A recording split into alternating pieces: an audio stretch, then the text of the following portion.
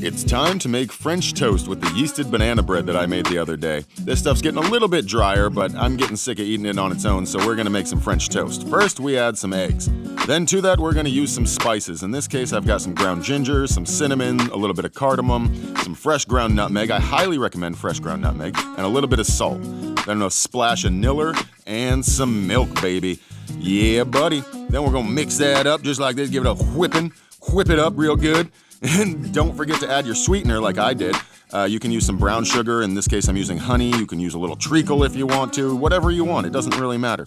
And then we're just going to get something with some high sides like I did here. These are little 8x8 baking pans. And we're going to let it soak and occasionally flip them and let it soak it all up in there. Yeah, I think I let these soak for about 30 to 45 minutes if I remember right.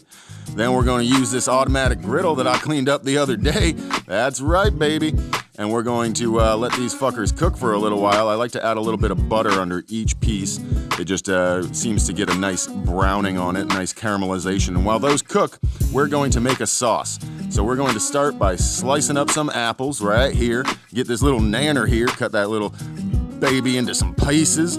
Then we're gonna add this to a hot frying pan. I highly do not recommend you swirl your butter around with your finger unless you're a professional like myself. Then we're just gonna add some more of those same spices we used before and get them toasting up in the pan. That's all nice, wake them up a little bit. Then we're gonna add some nanners to it.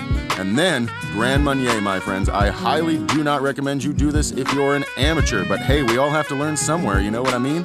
Flambé. Then a little bit of water goes in. This could be anything you want. This could be orange juice, this could be apple juice, fucking plum juice, I don't care. Something, you know what I mean? Then a little more honey to add a little sweetness to it. And then we're just gonna let this reduce for a little while until it becomes syrupy. And then we're gonna shut that heat off and add a couple of chunks of butter like I just did here. And we're gonna swirl that around until your sauce becomes beautiful and velvety and satin-like. And then it is time to assemble, my friends. These pieces of French toast are perfectly caramelized. They've got a nice little crust on them, and then we're adding this beautiful banana and apple sauce to it. Oh my god, I cannot wait to eat this. I don't even want to film this anymore. I want to eat this so quickly. I highly recommend you give this a go. Again, if you're trying out the flambeing, be very careful.